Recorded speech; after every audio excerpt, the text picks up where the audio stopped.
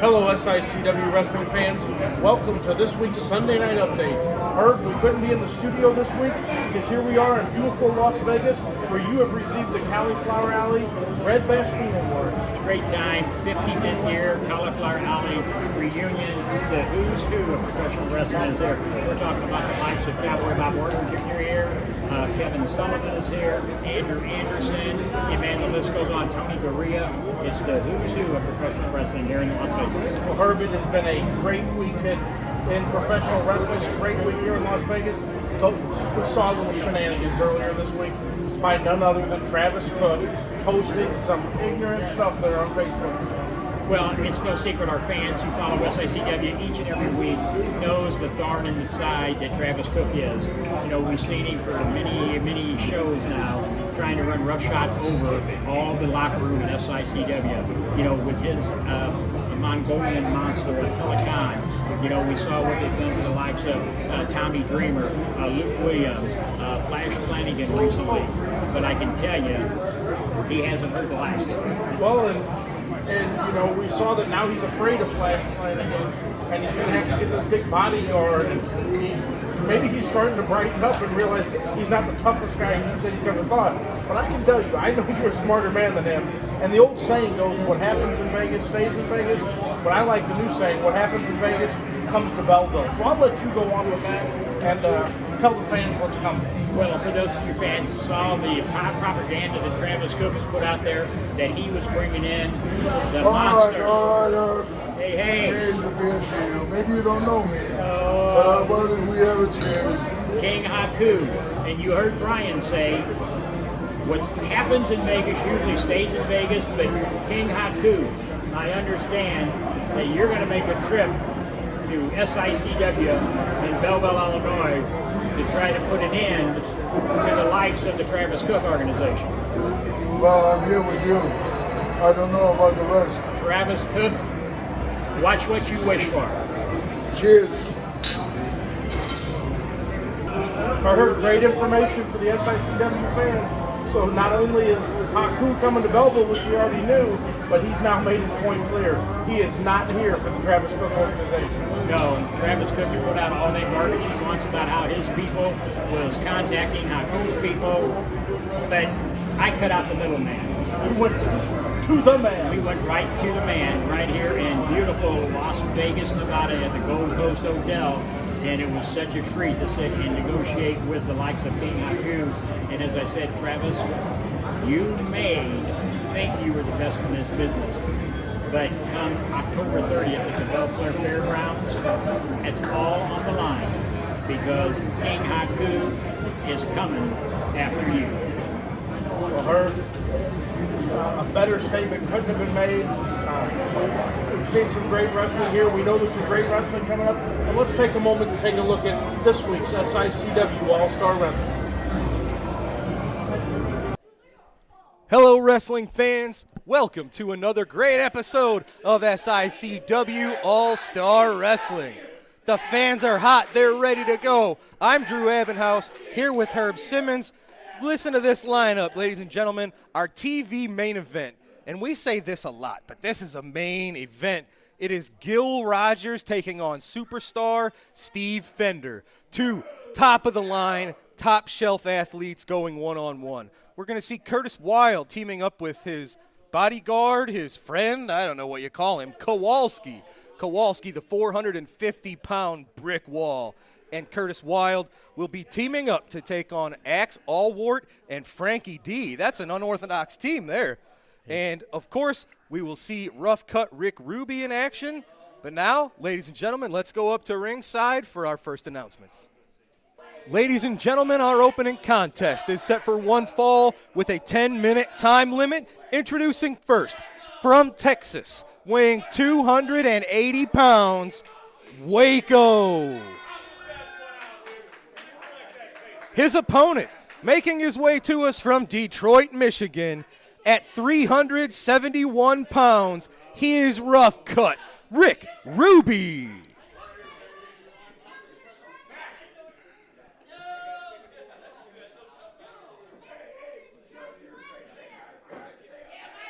All right, wrestling fans, We are moments before our opening contest. Referee Denny Thomas checking both men. Looks like we're ready to go. The bell has sounded. The match is on. These are two big dudes, and they're both pretty mean. This is going to be interesting to see how this one plays out, ladies and gentlemen. Oh, that's how it plays out. Waco throwing a punch right to the jaw of Rick Ruby. Oh, but there you go. That's what happens when you run into something 100 pounds more than you. You talk about a wall. He just ran into it. This is going to be a test for Rick Ruby. Of course, he was not victorious in his first bout, but now he's back. He's ramped up his aggression a little bit. And what a test for Rick Ruby. We've known Waco to be one of the toughest men here in SICW. He's not out for wins. He's out to cause punishment. He's a mercenary. He collects bounties. Well, you heard him say he's there for the money. So it is going to be a challenge for the rough-cut Rick Ruby. But Rick, he's been doing this for, I think, about 20 years. He's seen every trick in the book, and look at that. Just crashing in to Waco like an avalanche. Oh, what a move, like a full Nelson slam into like a rock bottom. Did you see that ring shake? Yes, I did. So this is exactly what Rick Ruby has to do. What's he going for here? Oh, that huge leg drop of doom, as he calls it. And that was enough. That was enough for Waco. Waco unable to answer the three. Rick Ruby, this is what's so dangerous. If in the first 10 minutes, he's hard to move, he's hard to beat, and he's super tough, ladies and gentlemen. And that 300 and almost 80-pound leg drop of doom got the job done. Rough cut Rick Ruby, victorious today on All-Star Wrestling. Wrestling fans, I am here with Mr. Jason Breed. Jason, last week you were victorious over the Big Texan, one of the biggest wins I have to imagine in your career. You're climbing the ladder. You're heading upward bound here in SICW. What are your immediate goals? I know you've made enemies with the Travis Cook organization, but you've made some friends here as well. My win over the Big Texan was a hallmark for me. That win established me in SICW as a problem. Today, I'm telling you, I am a problem for the Travis Cook organization. I've seen how you guys work, and I'm here to put an end to all of that. I will take on anybody in the Travis Cook organization whenever you decide you want to jump in the ring. This challenge is for any one of you, and especially you, War Machine. You got that heart punch? Well, War Machine, I've been a boxer for my entire life. I got hands too. War Machine, we have unfinished business. I have something I have to prove to myself, to these fans, and to you and the Travis Cook organization. Your time is up. Ladies and gentlemen, a renewed, a rejuvenated Jason Breed. Travis Cook organization, watch out. He's coming for you. Well, ladies and gentlemen, earlier on we caught up with the Big Texan to collect some comments. Let's show you that now. October 30th, 2-ring battle royal. The Big Texan is entering in to win the Center States Championship belt. Now, I've kicked people out of bars, I've kicked people on the street. This time, I'm gonna win something for it. I'm gonna win that belt, and I'm gonna carry it with pride. There's so many people on that lineage that have carried that, from Bob Orton, Jr. This thing has been going on for years. I want a piece of that. Ladies and gentlemen, this contest is a tag team match set for one fall, 15-minute time limit. Introducing first, from the wild side, weighing in at none of your business, he is volatile Curtis Wild. His tag team partner, weighing in at 450 pounds, from Milwaukee, Wisconsin, Kowalski. Their opponents, weighing in at a combined weight of 471 pounds, first, from the Sunset Strip, Axe Allwart. His tag team partner is from Lot 101 of the Starlight Mobile Home Park in Whiskey Creek, Mississippi. He is the son of the South, Frankie D.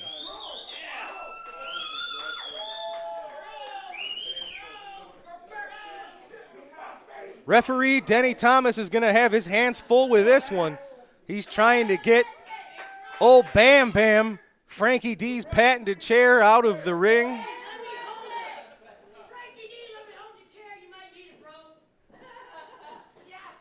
This is going to be an interesting tag team match, Herb. First of all, I'm very interested in seeing how Frankie D and Axe Allwart can coexist as a tag team. That's the first time these two have ever teamed up together. And Curtis Wilde, of course, has been complaining nonstop ever since the Classic Championship tournament. He feels like he was screwed with his unceremonious exit from the tournament.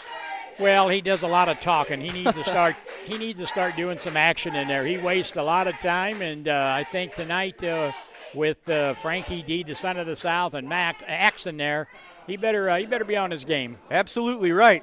You said he needs to focus. Frankie and Axe are certainly going to make both Curtis and Kowalski focus, do their absolute best. And they tie up in the son of the South. We've heard from Frankie recently. He likes getting into scraps. He likes hanging out in weird places. So someone like Curtis, who's a little bit eccentric, that's somebody that Frankie D's used to. Maybe not exactly Curtis's type, but he says he's been thrown out of more places than most people have. Working on that arm, punches, twists, makes the tag to Axe. Axe boot right to the elbow. Staying right on the volatile one, not giving him a chance to get any kind of momentum going, keeping Curtis Wilde on his heels on the defensive. Axe and Frankie both, those are two guys from some pretty tough necks of the woods. Well, and they're working good together today here in this tag match. Absolutely, two veterans. I have to imagine Frankie D and Axe, their combined experience is greater than that of Curtis Wilde and Kowalski.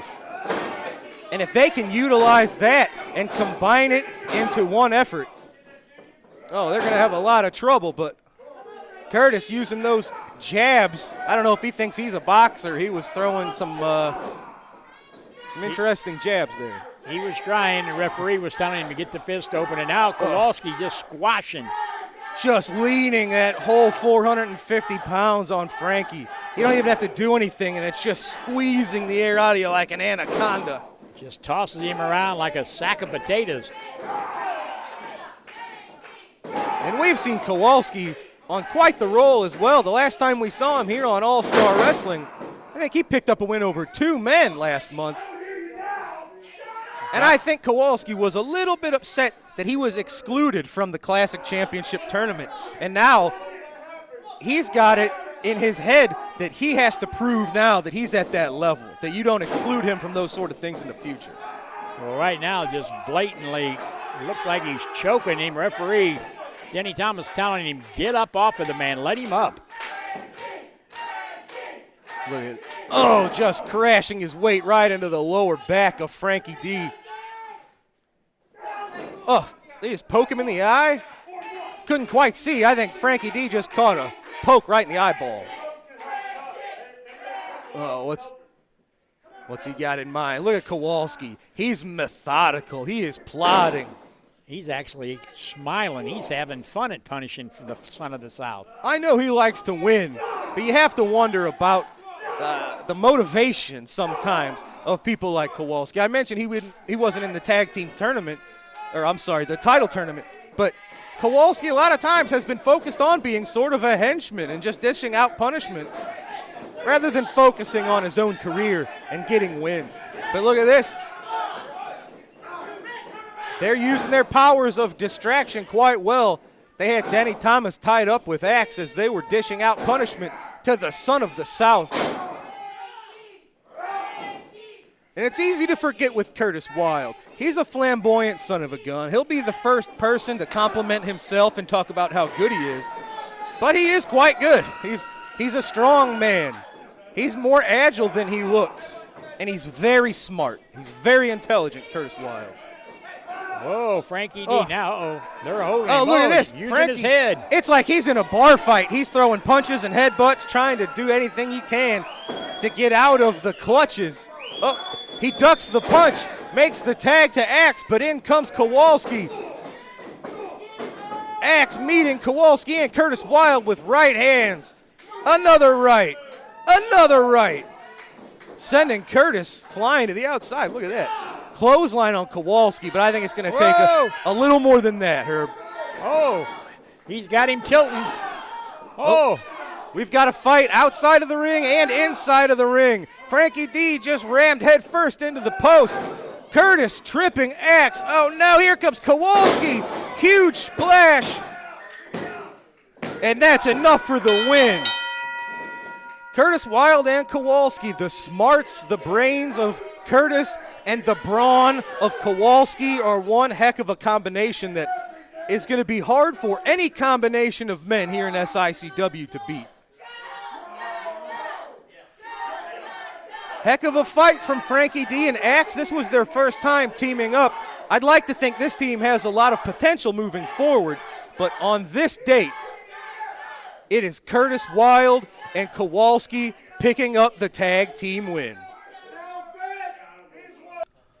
Ladies and gentlemen, I am here with the one and only Mr. Travis Cook and our SICW Classic champion, War Machine. And that brings me actually to my question. Gentlemen, it's been about a month now since you have won this title, but yet there's no title match in sight.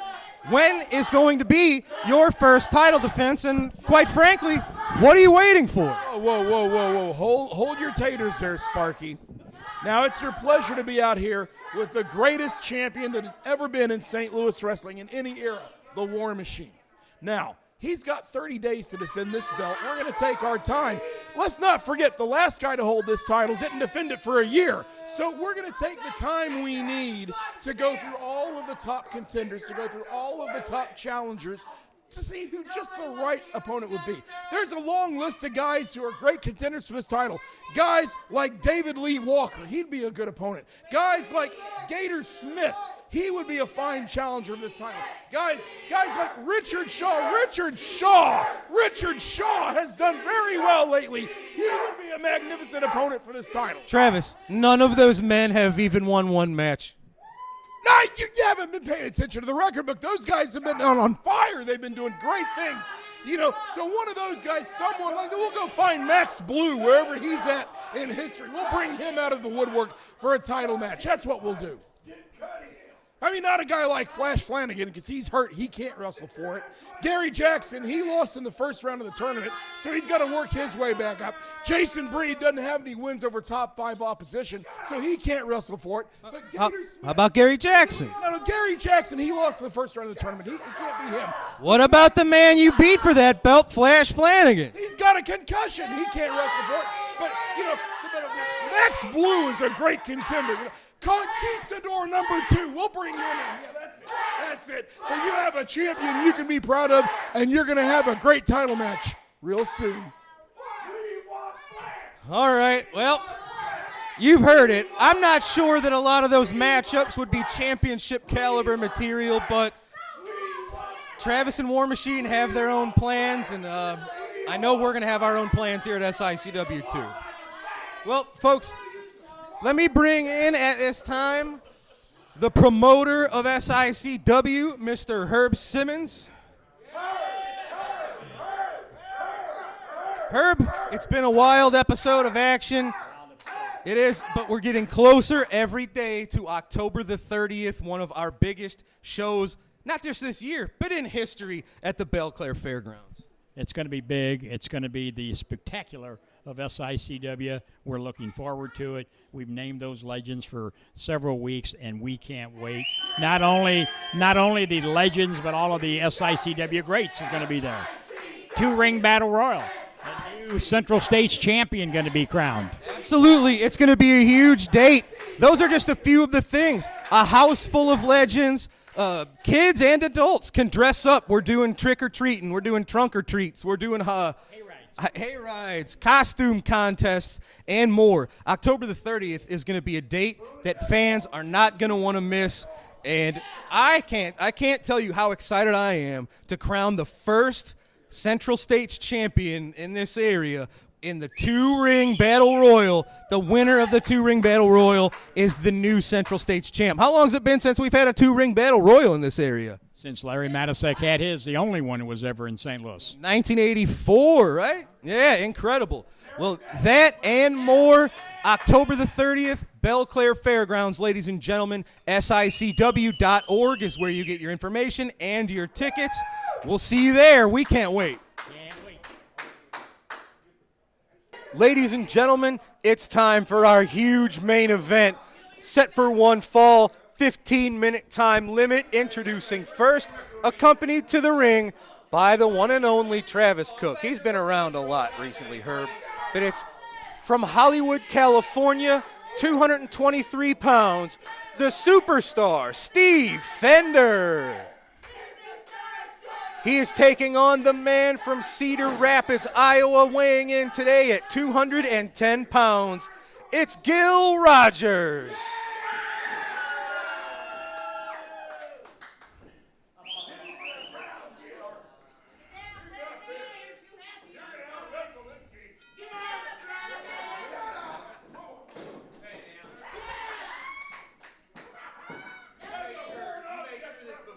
Look at this. Travis trying to cause a little bit of trouble before the bell even rings. That's no surprise to anyone familiar with Travis Cook. Referee Nick Ridenauer checking both men, making sure we're all good to go here in our main event. Look at Gil. He's ready. Oh, Steve Fender. He's always up to something, isn't he? Oh, is that a face mask? What's he trying to pull? I don't know if this is a little bit of mind games on behalf of Steve Fender and Travis Cook. I don't know exactly what his goal is here. All right. Well, there you go. Our main event is underway, ladies and gentlemen. The bell has sounded. There you go. This is a former SICW Classic Heavyweight Champion in Superstar Steve Fender, taking on a man who you have to imagine at some point in his future will be the Classic Champion. He's just been shooting straight to the top ever since Gil Rogers arrived here in SICW. Well, and I think we have to mention Superstar Steve Fender, a man who sat underneath the learning tree of the late, great Harley Race. Absolutely right. So even if he didn't have the outside shenanigans of Travis Cook in his corner, Steve Fender has about 20 years of experience from the best of the best. Well, and he's wrestled all over. He's been to Japan, to Puerto Rico, and now he is here in SICW, where the big boys, as we say, come to play. And right here are two of the biggest guys, the veterans of the sport. Absolutely right. Gil Rogers is going to be quite the test for the superstar. Gil, when it comes to technical ability, is one of the best superstars I've ever seen you bring here to SICW. And as soon as he's arrived, he's asked for and received nothing but top-notch competition. Gil doesn't want guys lower on the rung. He wants top people to show that he is a top guy. Well, and when I first recruited him, you know, he was with an organization in Kansas City several years ago, and he just felt that he wasn't being used to his full capacity. And he said, you know, I want to come to SICW, and he has not disappointed the fans there at all. He's a perfect fit here. So many of our SICW faithful have joined Gil's army, as he calls his supporters. Well, and with him and Gary Jackson tag teaming, I mean, it's just really a force to be reckoned with. Absolutely. But gosh, you're not going to be able to do anything in this ring that Steve Fender hasn't seen, and that applies vice versa. So you're probably going to see a lot of physical chess here. Each man trying to get the momentum going in their favor. But each man great with reversals, great on the mat. Well, right now you can see it's been advantage back and forth, you know. And Gil has said, and now that he's kind of getting the lay of the land here with the Travis Cook organization, Gil has mentioned that when it comes to it, if he has to, he's got some tricks up his sleeve too.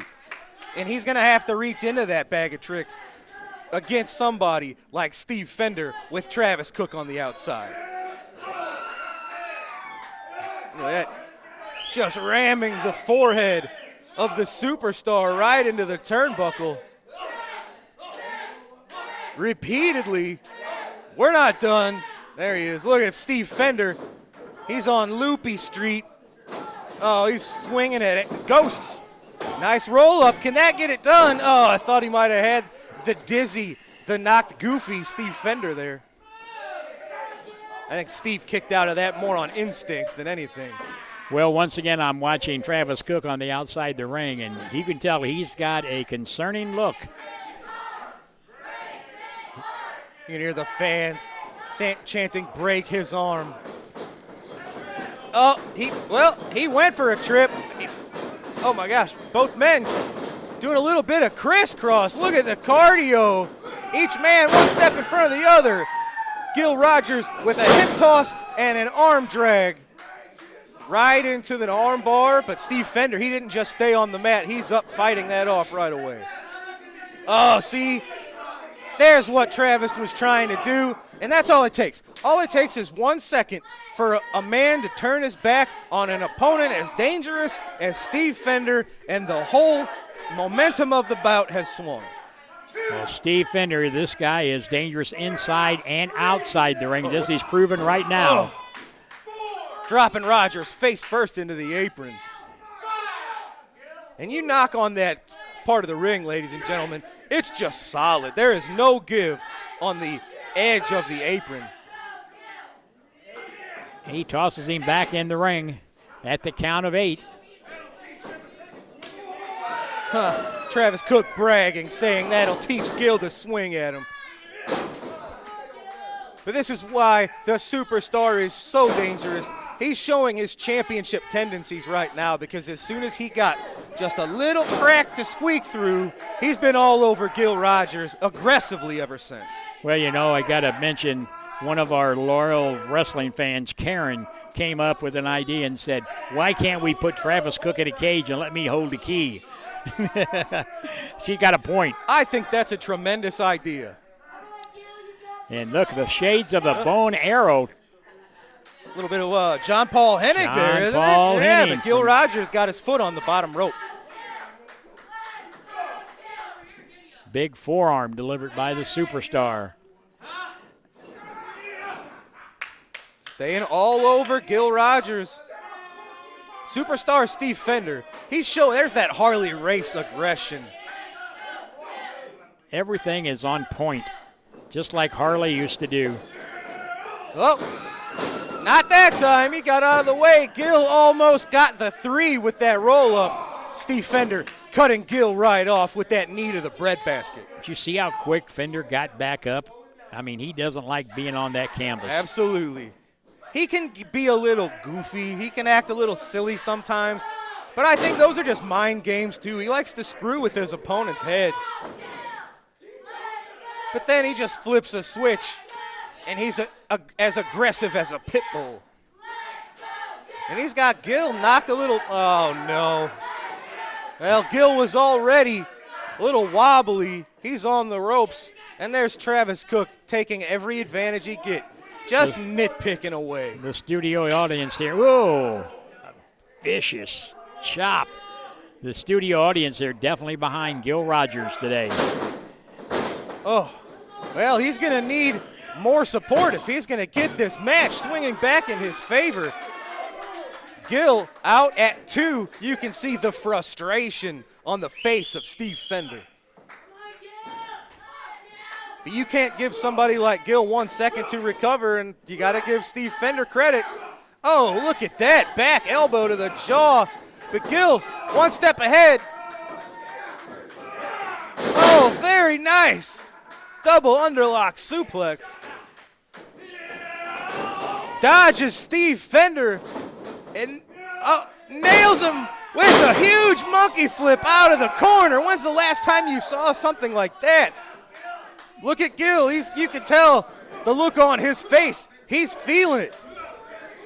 Oh, but again, Steve Fender cutting him right off. But Gil Rogers with a drop kick to the face of the rushing Steve Fender. A standing drop kick found its mark. Only at SICW will you see this kind of match on television. Oh, well, look at these series of reversals. I think Gil was going for that patented knee lift. Fender, look at that. He turned that abdominal stretch into a pinfall attempt. Fender out at 2. Not today, he says. Oh, just slamming the head of Travis. He did it again. That's it. The ref, he's had enough. He called for the disqualification. Good job, Nick Rednar. Whoa. Referee said tripped him up. He's calling for the bell. But there, he's got the win. It looks like Gil Rogers technically victorious, even though he doesn't look it at the moment. What's he going to do? Is he going for that Indian deathlock of his? Oh, he's weakening that knee. He's setting the knee up. Looks like he's going for a submission hold of some kind. The match is over. But that's it. He got it. Oh, he's got that Indian deathlock locked in. Look at Gil Rogers. Look at the agony on the face of Gil Rogers. But they're heartless. Steve Fender, he gets joy from inflicting this pain. Oh, here's Gary Jackson, Gil Rogers' tag team partner. And look at Steve Fender scurrying away. Travis Cook, they think they've done something. Yeah, they've lost the match, technically, is what they've done. But look, they may have done enough damage. They may have gotten their point across. You see Gil Rogers clutching his left knee. Oh, look at him. He's pulling that knee pad down. I think they've really caused some problems for Gil Rogers. Travis Cook, he's really proud of himself. They're really proud of themselves. They should be proud that they've got themselves a loss is what they've done. But it's going to go down in the record book as a win for Gil Rogers. But God, somebody like Travis might think he's victorious if what we see that Gil Rogers might have a knee injury. If that's true, then Travis, I think, will trade the loss for this injury to Gil. You hate to see it. He's maybe taken out one of his biggest rivals of the TCO. Good thing Gary Jackson coming to the aid of his tag team partner. Look at Travis Cook running his mouth. Well, technically, your winner via disqualification is Gil Rogers. There he is, folks, and he can barely stand. But he is, in fact, your winner. Nick Ridenauer calling for the bell with just too much interference from Travis Cook. Your winner of this match via disqualification is Gil Rogers. Ladies and gentlemen, what an episode of SICW All-Star Wrestling. We had Rick Ruby, rough cut Rick Ruby, picking up his very first victory here in SICW over the mean, the rough Waco. We saw Kowalski and Curtis Wilde picking up tag team victory over the newfound team of Axe Allwart and the Son of the South, Frankie D. And as we just saw, ladies and gentlemen, Gil Rogers, technically your winner. Travis Cook was disqualified, Steve Fender was disqualified by the work of Travis Cook. Gil Rogers is your winner via disqualification. Let's hope that knee injury is nothing serious.